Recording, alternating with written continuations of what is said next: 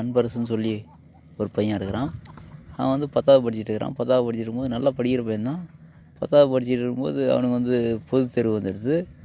பொதுத் தேர்வு வந்ததுக்கப்புறம் வந்து பரீட்சை எழுதிட்டுருக்கிறான். 2-3 பரீட்சை நல்லா எழுதிட்டான். 4வது பரீட்சை அன்றைக்கி வந்து வேறு யாரோ எழுதி போட்ட பிட்டு பேப்பர் வந்து அவன் பக்கத்தில் வந்துடுது.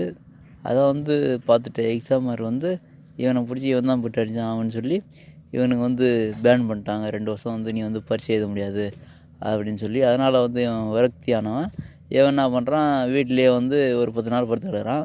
அதுக்கப்புறம் இவனோட ஃப்ரெண்ட்ஸ்லாம் வந்து சரி வா நம்ம வந்து விவசாயத்தில் போய் வேலை செய்யலாம், வயலில் போய் வேலை செய்யலாம் அப்படின்னு சொல்லி இவனை கூப்பிட்டு போகிறாங்க. கூப்பிட்டு போய் வயல் வேலை பார்க்க ஆரம்பிக்கிறான். அதுக்கப்புறம் படிக்கிறத வந்து மறந்துட்டு மட்டும் வயல் வேலை பார்த்துட்டு இருக்கிறான். வயல் வேலை பார்த்துக்கிட்டு அது போல் அப்படியே காலம் போயிட்டு இருக்குது. நிறைய சம்பாதிக்கிறான், வீடு வாசல்லாம் கட்டிக்கிறான். இவனுக்கு தேவையான வயல் நிலங்கள்லாம் வந்து வாங்கிக்கிறான். ஒரு 4-5 வருஷம் ஆகிடுது. இப்போ வந்து இவனுக்காக வந்து பொண்ணு பார்க்க போகிறாங்க. இவங்க மாமாவில் வந்து இவனுக்கு வந்து முதல்ல வந்து பேசியிருந்தாங்க. இது போல் சின்ன வயசுலேயே வந்து இவங்க 2 பேரும் தான் கல்யாணம் பண்ணணும் அப்படின்னு சொல்லி. இப்போ அங்கே போய் பொண்ணு கேட்குறாங்க இவங்க அப்பா அம்மா. பொண்ணு கேட்குறப்ப அவன் வந்து படிக்காதவன், இவனுக்கு எப்படி என் பொண்ணை கொடுப்பான் அப்படின்னு சொல்லி கேட்குறாங்க. ஆனால் அந்த பொண்ணுக்கு வந்து இவனை வந்து ரொம்ப பிடிக்கும். ஏன்னா 2 பேரும் வந்து லவ் பண்ணிக்கிட்டு இருக்கிறாங்க.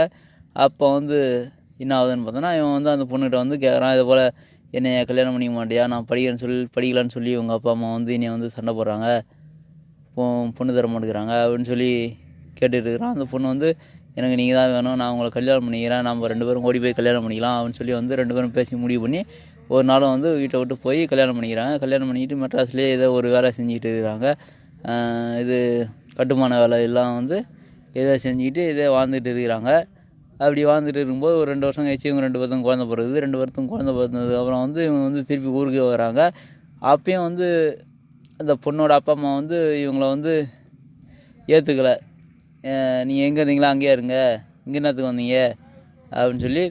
இருந்தாலும் அன்பரசு வந்து தனியாக அவனோட வீடு இருக்குது, நிலம் இருக்குது, எல்லாம் இருக்குது. அதனால் வந்து இவங்க வந்து இவங்க அப்பா அம்மா கூட வந்து இருந்துக்கிட்டு வாழ்ந்துட்டு இருக்கிறாங்க. வாழ்ந்துட்டு இருக்கும்போது இவன் பையனும் நல்லா படித்து வளர்ந்து பெரிய ஆள் ஆகிறான். அன்பரசு நல்லா வந்து நிறையா உழைக்கிறான், வந்து நிலத்தில் உழைக்கிறான். அப்புறம் கூலி வேலை கிடச்சதுன்னா அங்கே போய் உழைக்கிறான். இதே போல் உழைச்சிக்கிட்டு இருக்கும்போது இவன் இந்த பையன் வந்து நல்லா படித்து நல்லா பெரிய ஆள் ஆகிடுறான், அன்பரசோட மகன். அப்படி பெரிய ஆள் ஆகி அவன் வந்து ஒரு வேலைக்கு எக்ஸாமுக்கு எழுதுறதுக்கு போகிறான். எழுதுறதுக்கு போய் அதுலேயும் பாஸ் பண்ணி இவன் வந்து ஒரு பெரிய உத்தியோகத்துலேயும் போய் உட்காந்துக்கிட்டான். அதாவது கவர்மெண்ட் உத்தியோகம், தாசில்தார் கீழேன்னு வச்சிங்களேன். அதுபோல் ஒரு நல்ல ஒரு உத்தியோகத்தில் போய் உட்காந்துருக்கிறான். அப்பயும் வந்து இந்த அன்பரசோட மாமனார் கிட்ட வந்து அன்பரசை வந்து ஏற்றுக்கலை.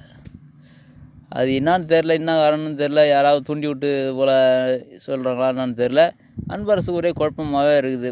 நாம் படிக்கலான்னு சொல்லி நம்ம மகனை நல்லா படிக்க வச்சு அவனை ஒரு போஸ்டிங் வாங்கி கொடுத்து அவனை வந்து ஒரு நல்ல நிலைமையை கொண்டு வந்துட்டோம் அப்படின்னு இவன் பெருமையாக இருந்தாலும் இவங்க மாமனார் கிட்ட வந்து இவனை ஏற்றுக்கலை.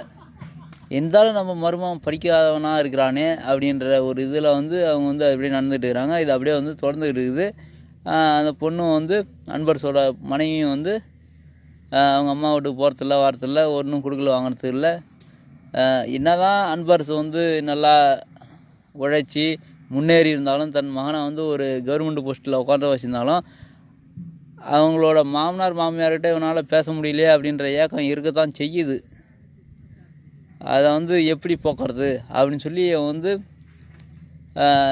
இவன் மாமன் வந்து பதவி ஏற்றதுக்கப்புறம் வந்து இவனுக்கு வந்து அது வந்து பெரிய கவலையாகிடுச்சு. இதை வந்து இவன் மாமன் தெரிஞ்சுக்கிட்டு அவன் என்ன பண்ணுறான், தன்னோட தாத்தா பாட்டியை வந்து தன்னோட அப்பா அம்மா கூட வந்து சேர்த்து வைக்கணும் அப்படின்னு சொல்லி அவன் அன்பரசோட மாமன் வந்து முயற்சி செய்கிறான். அதை வந்து அடுத்த பகுதியில் பார்க்கலாம்.